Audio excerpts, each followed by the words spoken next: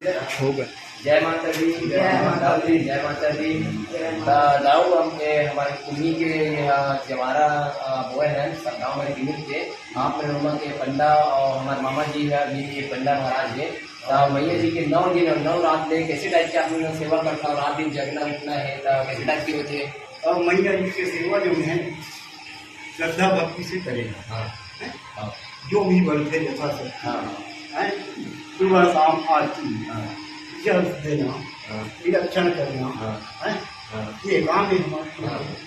और मैया जी अपन स्वरूप के एक से एक कला दर्शन है भाई श्रद्धा से करके। तो मैया जी के जैसे आपने सेवा करता था बड़ा आनंद आनंद है कि नहीं। वैसे कि मैया जी आपने दर्शन भी देवा तो एक से एक ध्यान कर। मामा जी आपने मैया जी के ज्यादा आओ पानी वानी जल वल हो गए अपन करता था। ये ज्योति कलश हरे हमारे यहाँ के मैया जी के सेवा पर ये रखाए गए हैं।